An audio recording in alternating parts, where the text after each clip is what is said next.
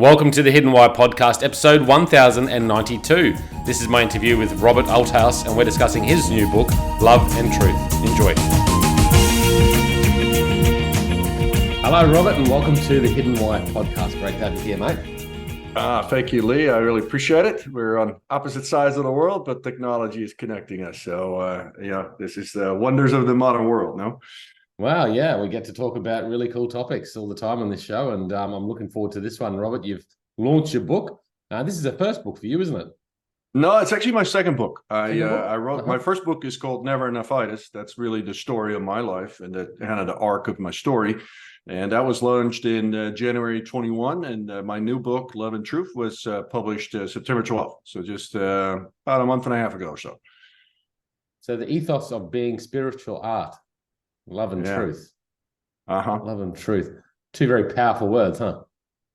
Yeah, and it's kind of an interesting background. So that's been my personal mantra for some time. And I was really going deep into the spiritual path and studying all the ancient wisdom traditions. I got very involved in yoga, and that was one of the practices I was really deepening myself into. I became a yoga teacher, and one of the things I noticed in these as I was going through this, and I was going through quite a bit of turbulence in my life.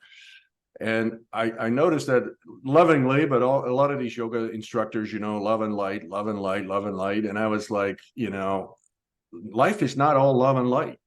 Life's got a lot of darkness to it too. And so I was really just, not really taking that. And I said, what is it for me? And, I came to this, I landed on this thing that for me, it's love and truth. I really want to find out the truth about myself, the truth about the world, the truth about all of it. And so that became the love and truth. It's kind of like my mantra. And then I had a big download, and this is my first fully channeled work. It came kind of through lock, stock, and barrel last April, and then I started writing it. And then the title was just obvious to me. It had to be Love and Truth. Okay, I like it. Bit of a backstory there. Yeah. And a fair bit to unpack too. The word truth itself, what is truth? What is true and what is truth? I always think about that because it's perceived differently. I mean, you could say that rain is wet. That's the truth, right? But then is it 100% truth? Right. Or is it just a perception of our feelings of things? And then you say, what is truth to you? Well, what is truth to you? What is the true you? How do you find that? And I guess that's what you unpack in your book, because you just said then, you had a big download. What do you mean by a big download? Well, I mean, I literally, I was driving to the beach, and I had, when I had a big spiritual awakening in 2015, it was really the subject of my first book, what happened to me, because I was just riding a material wave. I was going for fame, fortune, and applause like everybody else, and quite successful. And I reached that proverbial mountain peak, and I was really disillusioned because I thought, the world had told me, if you get there, then you'll be complete and happy and enjoy, and life is great. And I was like, well, I'm here now. And the disillusionment was like, well, I don't feel complete. I actually feel a huge void inside of me. And that, had to do with my trajectory as well. I swam with the sharks. I became a shark myself. And so anyway, going back to truth, I mean, the first chapter of my book is actually called Universal Truth. And there I go really, really deep into what that really means, because you and I and every other person, all we can really truly access is our relative truth. But we are all under the illusion that our truth is the whole and only truth, and everybody else is wrong. And this is kind of this very interesting conundrum that we get great misunderstandings in the world, because I think now, like, that's pretty, because I think my God is true, and you think your God is true, and now we're going to fight about it. And, I simplify it, but, we all only have access to a subjective truth because we can only see it through our own lens, which is very heavily colored by our experiences of our life, the culture we grew up in, our upbringing, our exposure to, various different things. But there is such a thing as universal truth. There are some things that are beyond our relative truth. And we know those things actually, because they're independent of any time, geography. They're independent of, they don't change over time. And for instance, if I say a statement that is in every ancient wisdom tradition, like the golden rule, do unto you others as you wish to be done unto you. Well, there's a universal truth in that, because no matter how you attack that philosophically, we all know that to be true. Mm. I can teach my 5-year-old, and that's true to them. Now, we don't always live by it, right? And so there is universal truth in this universe. Yeah. But our perception of it is always a relative version of it. And Yeah. this is, and once we're aware of that, there's a great revelation in that, because now we can be in the world, and I'm really attached, because we're usually very attached to our own truth. But now someone else says something that I might find offensive, or I don't agree with it. But now I can take this perspective. Well, that's just their relative truth. Mm. And it doesn't necessarily change my relative truth, and I don't necessarily need to convince them or any other truth. Yeah. And then we can also kind of peel that onion, like, well, how did they arrive at that relative truth for them? Right? And so it opens up a lot of doors when we start kind of, unpacking this thing called truth or truth. If we can talk about these things, because what you're talking about there, I guess part of me thinks that there's this internal truth and this idea of truth that it doesn't really matter to the rest of the universe. It's just within trying to figure out that internal truth. But then, excuse me, there's other truths out there that matter to everyone, the collective. And at the moment I see in the world, and I was just talking to a friend last night on the phone about this, there's my truth and your truth. And right. I'm just not going to even listen to your truth because I don't care about it. Mine's the right truth. Right. And there seems to be this big divergent, and COVID was one of those, right? Where people 100%. had two different opinions. 100%. Yeah. And if you're on the other side of the fence, the other party didn't care. They didn't want to listen. Yeah. Because they knew that they were in the right truth. Yeah. Well, and now let me add the layer to it. And COVID is a great example. Especially in kind of the modern media and politics, we like to make everything binary. And life is really complex. This universe is really complex. There's very few things actually that are really truly binary. And so when you have complex matters and you try to make it a yes or no, and if you're on the opposite side, now you're my enemy, there's great danger in that. And we saw that in the COVID, right? Because now, I take my position on this side of the fence, and now by definition, you must be wrong. And not only wrong, now I'm okay to vilify you. I'm okay to maybe even put you in a camp, or, whatever I thought was the right, or you could be forced to do something. And, this is where relative truth really becomes dogma, and it becomes militant. And so, the more we can loosen up our own relative truth and say, well, I'm just looking through the world through this lens, this prism. And in my case, it's called Robert Althuis, who was born 52 years ago in Holland, and he lived there and was upbringing, and that culture kind of had an imprint on him. And then he started traveling the world, and now he's been an American for 30 years. And all these things color the way I look at the world. But just imagine this same soul or whatever, animates this guy called Robert. Well, what if I was born in the Middle East? And, I was born a Muslim and I was raised in that culture. Well, life and the world is going to look very different to me. And this is really 100%. The reality of the world, that we have 8 billion people, that each single one of them has a unique experience of life. Yeah. And then therefore their relative truth. And their relative truth is going to have nuances that, some of it we will never understand. So what can we propose to help allow the discussions that are necessary in the world today? Well, I think the first kind of step, or just acceptance, is that, just because my relative truth looks like X doesn't necessarily mean someone else's relative truth is wrong. Because maybe they're just looking at it from a different perspective. And we can, talking about binary here, but we can talk, it's very different to move through this world as a woman, as a man. It's just a different experience. Your physiology is different. In various cultures, you're treated in a very different way.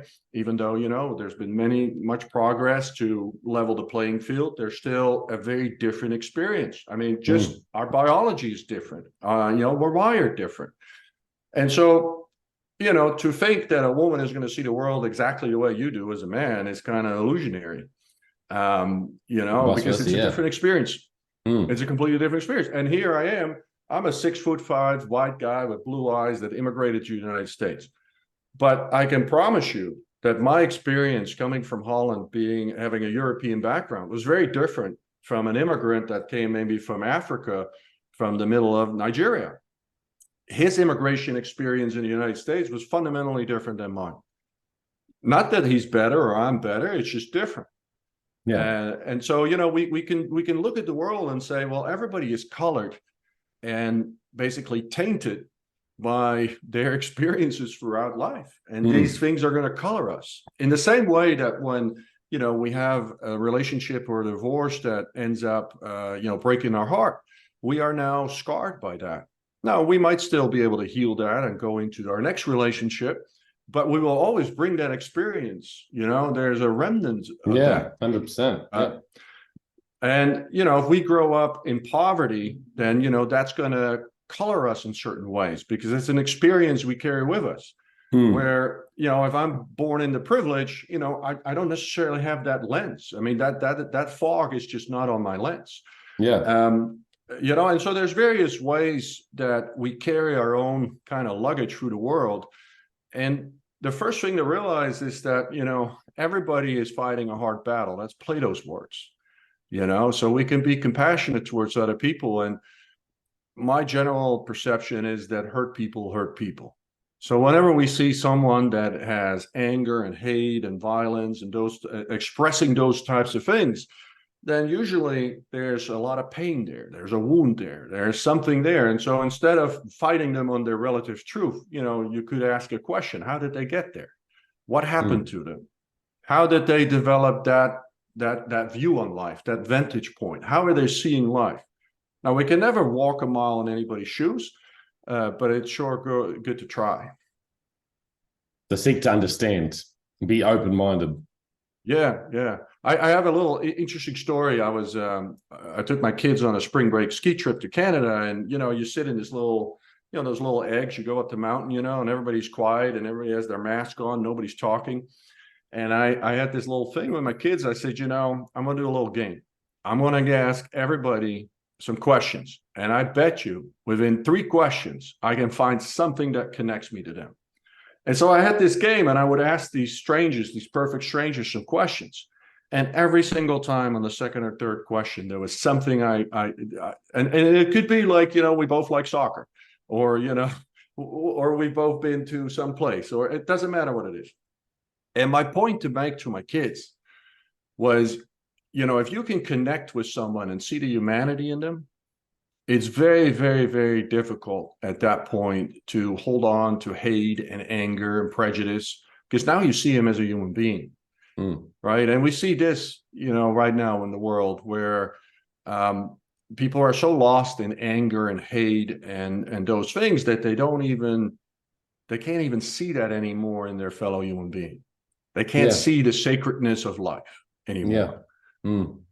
It's a pretty cool practice to be able to just talk to strangers, ask questions, because that's not done enough either. It's fundamental. And everyone's got this fear of doing it, like myself. And I've just been overseas myself. And there was times where I just sat in silence when I was like, maybe I should have asked some questions or start the conversation. But you always think, you look at other people and you think, oh, these people just don't want to talk. But everyone wants to talk. I was saying that to a friend. I said, I think everyone wants to talk. They're just scared to go first. Yeah. There's a innate, we're social animals. And there's a innate, I really truly believe that at a soul level, all we're seeking is unity. We're seeking to be unified and harmonized with everything in life. And other people are part of that, because it doesn't feel good to have anger. I mean, if you think about energy, right? So if you go and there's anger and animosity and jealousy and whatever negative feeling you have towards someone else, it doesn't feel good. Now, when you meet a perfect stranger and, maybe you go to a party somewhere and you end up talking to the stranger and you have a beautiful connection and a wonderful conversation, you feel good. It's like, wow, that was an awesome conversation I just had. I just connected with that person. We had so much fun, and maybe you'll never see him again, but it doesn't matter. Yeah. Right. There was a connection. There was unity. There was harmony. Now, anything that's of disharmony is actually in violation of the immutable laws of the universe. because everything, and our job is really, how can I be with harmony with life itself, which is all other people too, which is also how can we as humanity be in harmony with nature, with our biosphere, with this planet that supports us. How can we be in unity and harmony with everything? I mean, this is a fundamental precept of life. And when we're not going to feel great. It doesn't feel good to carry hate around. It really doesn't feel good. Or anger. This comes to the other important word of your book, which is love and truth. Yeah. So talk to me about love, because it's getting sometimes thrown around. Well, that's true. I'm glad you asked, because the second chapter of my book is called Universal Love, and I kind of dissect love into two versions of love. Right. The one that most people are familiar with, I call love the emotion. Now, this is what most people experience as love or know as love. And love the emotion is a beautiful thing. We love a certain person, we love a car, we love a job, we love something, but it has some elements to it, some qualities to it, some attributes. And one of them is exclusion. Like, I love my people, but I don't like those people. I love my race, my creed, my country, but I don't like those countries. There's an element of exclusion in love. In love the emotion. When you say love the emotion, I'll get there in a second. Okay. All right. I'm clear. Now, there's also a perishability factor in it, because when I just get my car, I absolutely love this car, and 2 months later, it's just my car. It's just my wheels. Now, I also have this, I meet this beautiful woman in my case, and, I'm so enamored with her, and I ask her to marry me, and we're going to go on this journey of marriage. And then for whatever reason, it falls apart. And now I'm going to hire a pit bull lawyer, and she's the biggest bitch in the world, and I'm going to, skin her naked, right? This is the perishability of love the emotion. We idolize someone today, and tomorrow we vilify them. Yeah. That's all love the emotion. Now, the higher exalted version of love is actually called love the energy.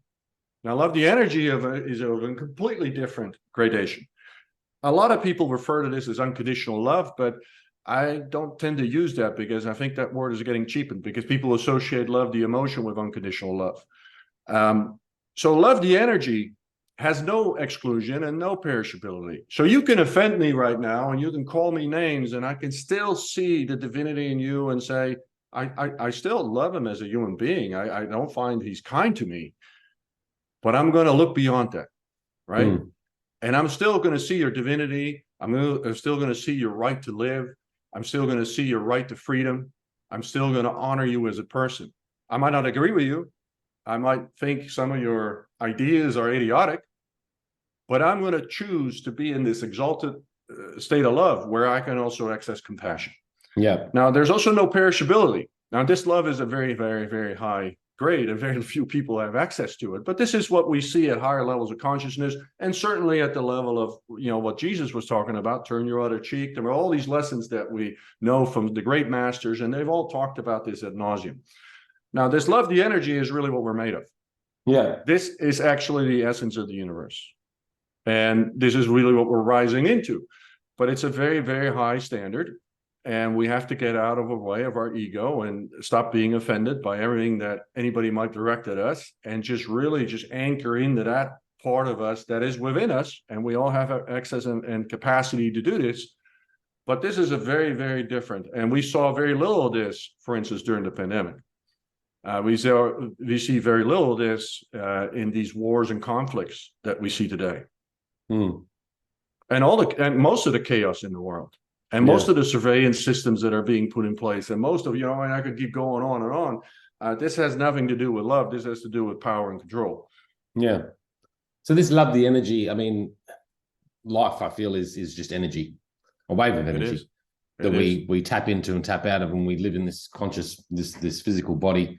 But then after we go back into that field of energy, is my thoughts on it all anyway, but you can probably unfold that a bit more better than me. To get to this state of love, the energy, I suppose we have to fall into a high level of consciousness. You don't fall into it. You actually rise into it. But rise into it. if you allow me, I want to. This is in my introduction, and Yeah. and this a lot of times this resonates with a lot of people. It's a very short little paragraph. If you allow me to read it, it will actually touch on all this because I mean, I promise you, this is not rocket science, and we all actually know this at a deep level. So here it goes. This is part of the introduction. So to save you the trouble of reading, let me summarize this book for you. Love is the secret sauce. Love is the only answer. This is the only truth. And honestly, we each know this, although we might not live it. Anything created, empowered, infused, bestowed, encircled, or embraced with love inevitably heals, thrives, grows, flowers, blossoms, unites, harmonizes, regenerates, and creates effervescent beauty in whatever form that might appear. Love is the sacred elixir of life itself, the magical, energetic pixie dust of this universe, that which animates all of creation. Love is infinitely intelligent, wise, and powerful. And when we awaken to this remembrance, the nucleus of divinity deep within us is sparked and reignited. What I'm really pointing at here is that we all know that when we pour love in our relationship, in our marriage, in our parenthood, things thrive, things come to life, things blossom. When we pour love in our business and we pursue it with a passion, it comes alive. When we pour it in a friendship, when we pour it into our anything we build, when we cook, a meal tastes better when you cook it with love. We all know this.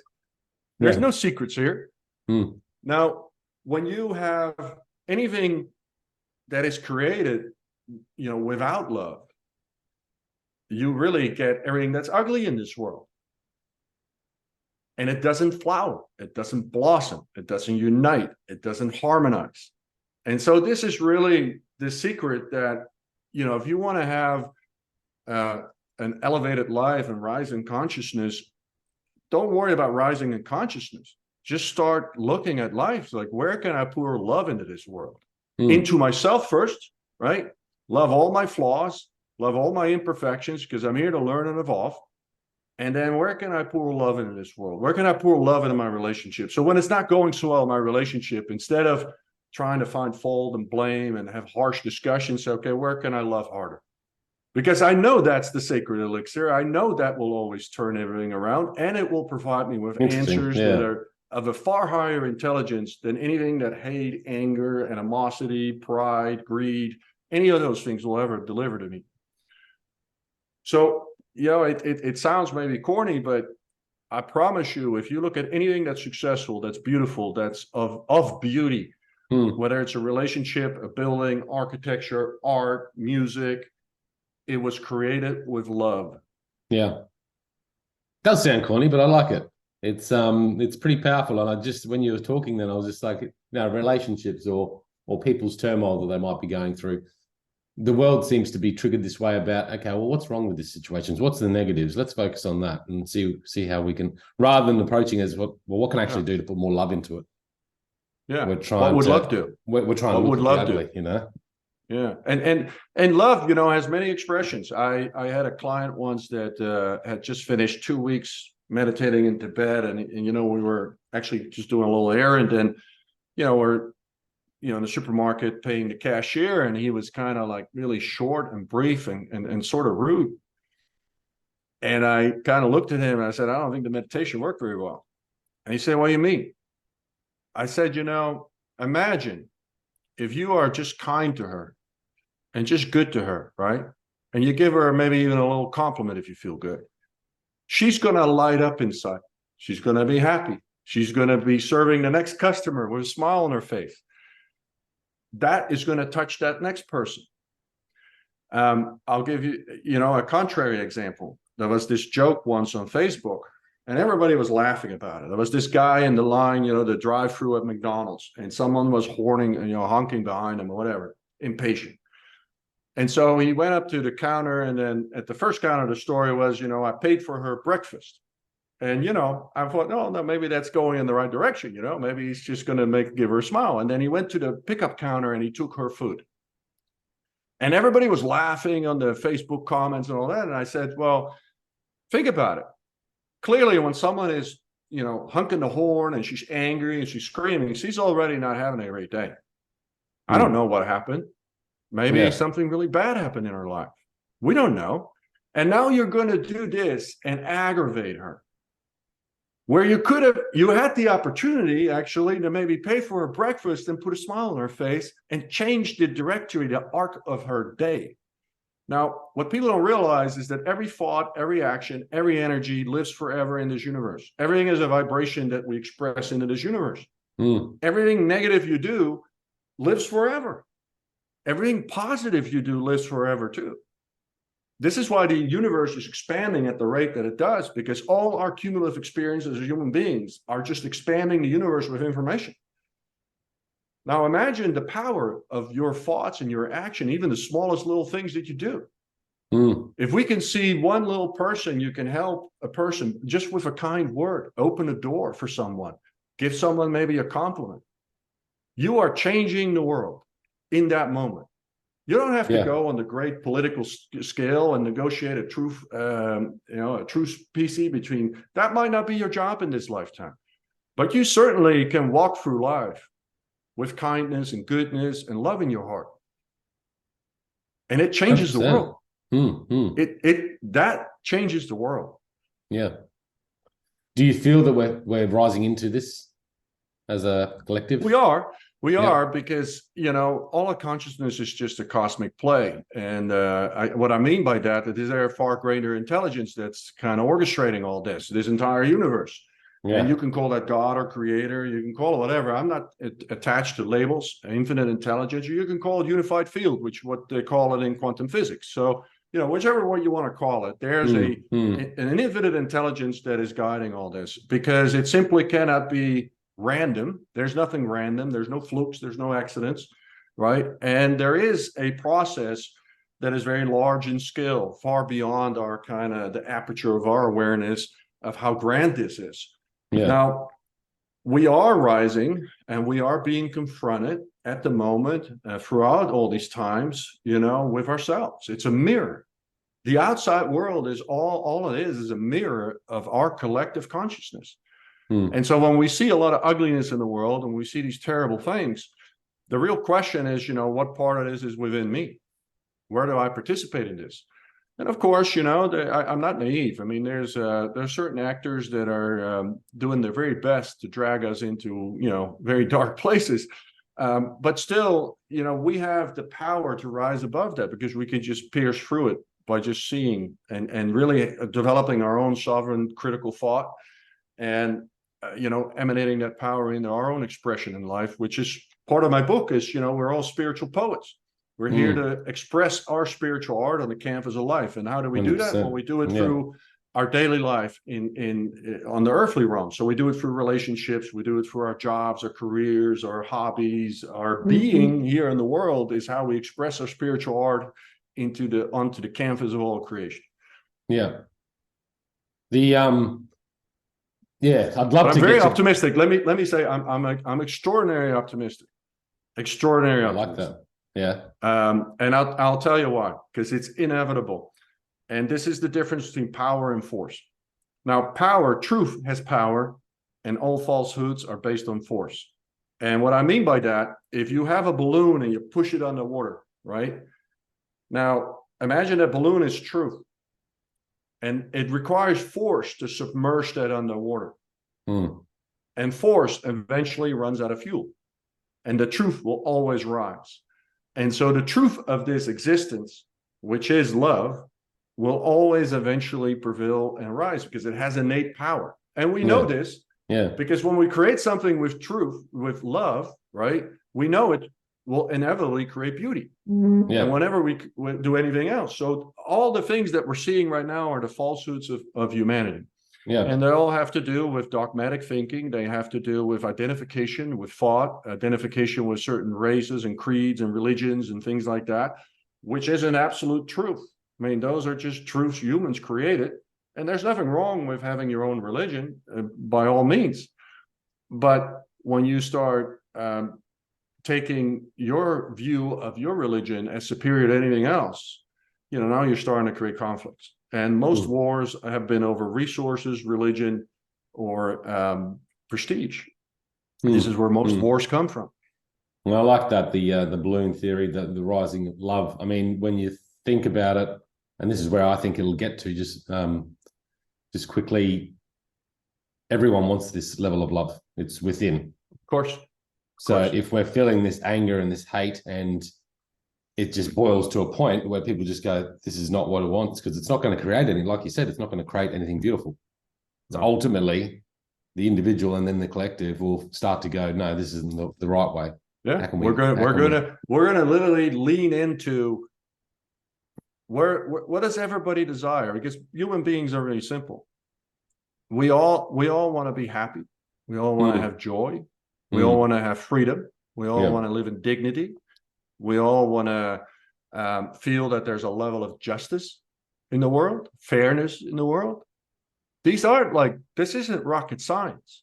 Now, when you have a people that is generally has that level of, look at Switzerland.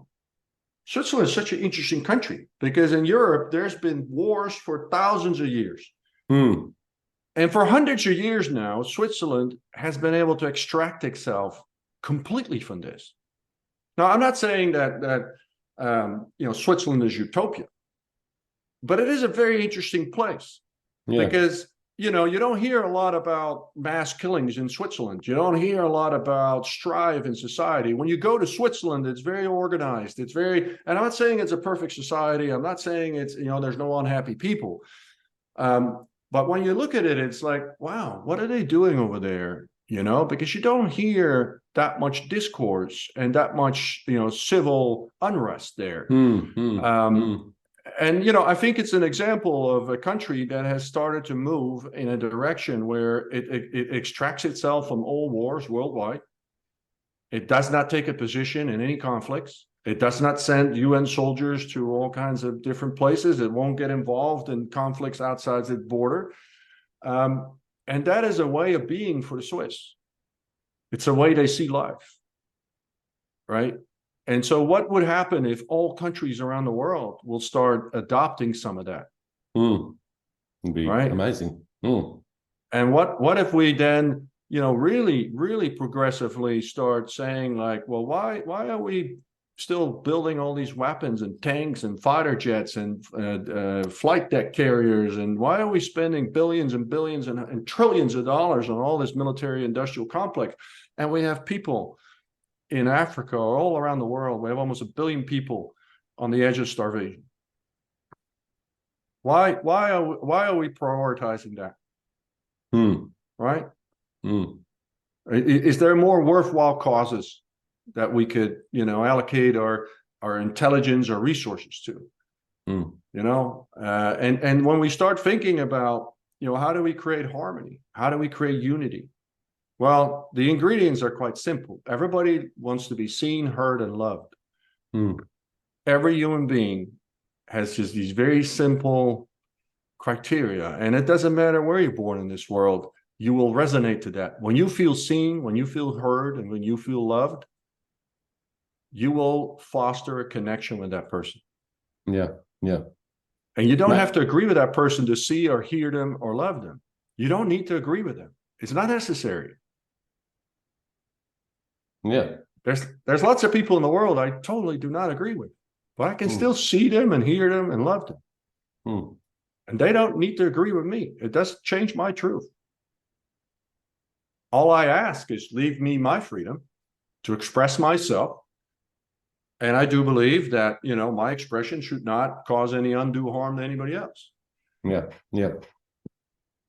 Powerful, powerful stuff.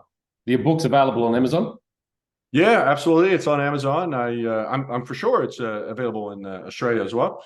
I've had some really nice people reach out from Australia and give me some testimonials and feedback. So I think it's really relevant because Australia went through a very traumatic um, fracturing of society as well during this whole pandemic. Obviously, all the Western world went here in the States and Europe, but in Australia it was very powerful and it was very because usually when I think, I lived in Australia for a year, I think, these are kind of the fair income folks, they're kind of easygoing. Yeah, They've got a beautiful country. They got plenty of space. They only got 25 million people in the country the size of the United States. So, you got oodles of space, you got beautiful nature, you've got so many different, different levels of wealth and abundance beyond, just monetary. It's a beautiful people. And then, what happened? Because it was, some of the footage that I saw, it was very hard for me to reconcile the country I visited where I lived in 1991. I couldn't reconcile it. Yeah. And for that matter, I couldn't reconcile the United States in this period either. I immigrated here in 1995. And what I experienced during the pandemic was like, I literally, what happened to this country didn't exist in this country 25 years ago. What happened? And then, even when looking back at my native Holland, same thing. So, I think for all of us, we have to kind of scratch behind our ears and say, what happened there? How do we run off the rails there? And how did we get in such state of separation and division? And how do we prevent it going forward? Yeah. I'd love to have you back on the show, Robert, to explore some of these thoughts, and particularly about energy and the cosmic plane. So let's organize a second time. I'm just an email away, Lee. I really enjoy these conversations, and I appreciate the exposure, and I love talking to you. So have me on as many times as you. Let's do it again. Have me on. Is there a website people can find you? Yeah. It's my name, robertalthuis.com. You can find me on Amazon, on Instagram. I'm on Facebook, LinkedIn. I think I just started TikTok as well. My last name is Althuis. I'm the only Robert Althuis. If you Google it or Amazon it, I think I'm the only one with this weird name. So that makes it easy to find me if you can type it the right way. And so Robert Althuis. And both my books. My first book is an audio book as well. My second book, maybe next year I'll do that. But and I'm always available. People can reach out to me. They can find ways to connect with me on via my website. I'm always happy to hear from people. So that's awesome. Stick the website in the show notes, guys. Check it out at thehiddenwhy.com. Robert, thanks you so much for coming on again. Appreciate it. Thank you so much, Lee. I really appreciate it. Guys, check it out. Peace, passion, purpose. See you soon. Thanks, guys, for listening to this episode. I hope you enjoyed what you heard. I hope you love what you're hearing. If you like this episode, guys, or any of the episodes that you're listening to here at The Hidden Why, please do me a favor by sharing it. You can share it with your families, you can share it with your loved ones. You can do that by using your favorite social media channels, using the icons on the platform that you're listening to The Hidden Why podcast. Also, guys, if you're a fan of the show, please connect with me. Connect with me at thehiddenwhy.com. I love to hear from you. I love to converse with the people that listen to this show to find out what they enjoy, what they don't enjoy, and perhaps if they have any questions or feedback for the show as well. You can stay up to date with all that I'm releasing here, guys. I do a solo show every Monday, a 3-minute thought every Thursday. I do 2 interviews a week on a Wednesday and a Saturday, and a book review every Friday. You can stay up to date with all that by subscribing to my newsletter at thehiddenwhy.com. Just enter your email address there, and also subscribing to the podcast on the platform that you choose to listen to your podcasts.